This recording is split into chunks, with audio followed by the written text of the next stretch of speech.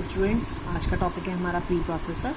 ठीक है, तो इसमें हम थोड़ा सा प्री प्रोसेसर के बारे में आपको पहले भी बता चुके हैं कि अगर हम अपना कोई प्रोग्राम एग्जीक्यूट करते हैं तो सबसे पहले जो हमारे प्रोग्राम में जो कुछ लाइंस लिखी होती हैं वो लाइंस हमारी होती हैं प्री प्रोसेसिंग पार्ट। ठीक है ना।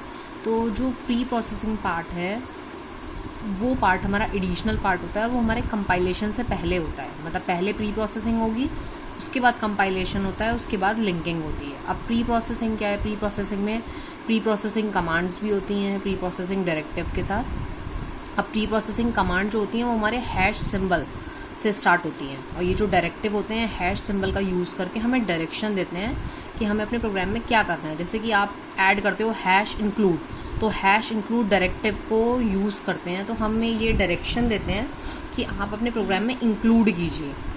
क्या इंक्लूड कीजिए? stdio.h। ठीक है, हमें इसके आगे सेमीकोलन नहीं लगाना होता है। ठीक, तो हमारे जो प्री प्रोसेसर हैं, प्री प्रोसेसर डायरेक्टिव हैं, ये हमारे बेसिकली 3 टाइप के हैं: micro substitution directive, file inclusion directive, compiler control directive. तो पहले हम देखेंगे कि हमारे माइक्रो सब्स्टिट्यूशन क्या है। माइक्रो सब्स्टिट्यूशन बेसिकली क्या है? एक हम यहाँ पे आइडेंटिफायर को डिफाइन करते हैं, ठीक है, उसकी प्रीडिफाइंड वैल्यू से। अब हम ऑल ओवर द प्रोग्राम में हम कहीं पे भी उस आइडेंटिफायर को यूज़ करेंगे तो आइडेंटिफायर अपनी प्रीडिफाइंड वैल्यू से क्या होता है? रिप्लेस हो जाता है। उसका सिंटेक्स है जैसे कि हैश डिफाइन, यहाँ आप आइडेंटिफायर का नाम लिखेंगे और यहाँ वैल्यू। ठीक है, अब ये जो माइक्रो सब्स्टिट्यूशन है ये फर्दर 3 टाइप्स में मतलब वर्क करता है। एक तो है आपका सिंपल मैक्रो, एक है आर्गुमेंटेड, एक है नेस्टेड। तो पहले सिंपल मैक्रो देख लेते हैं। सिंपल मैक्रो का जो सिंटेक्स है वो वही है जो ऊपर हमने बताया है, चाहे सिंपल मैक्रो बोलिए या मैक्रो बोलिए। ठीक है, तो हैश डिफाइन आइडेंटिफायर, उसके बाद वैल्यू। आइडेंटिफायर मैंने मान लीजिए मैक्रो का नाम रख दिया वैल्यू।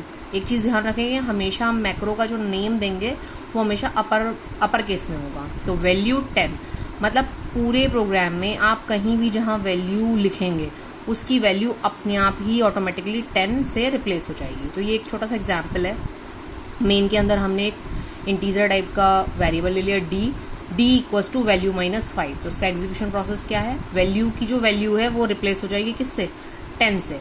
तो 10 - 5 क्या हो गया? 5। अगर मैं d की वैल्यू को printf लगा के प्रिंट करना चाहूँ तो आउटपुट मुझे क्या मिल जाएगा? यहाँ पे 5। ठीक है, ऐसे ही एक आध और एग्जाम्पल है। हम ज़रूरी नहीं है कि वैल्यू एक सिंगल पीस वैल्यू ही दें, हम उसकी जगह एक्सप्रेशन भी लिख सकते हैं। जैसे कि हैश डिफाइन एरिया 50 × 2, मतलब मैंने एरिया को किससे रिप्लेस कर दिया? 50 × 2 से। और तरीका समझ लीजिए, डिफाइन साइज, मैंने साइज को किससे रिप्लेस कर दिया? क्या वैल्यू दे दी इसकी?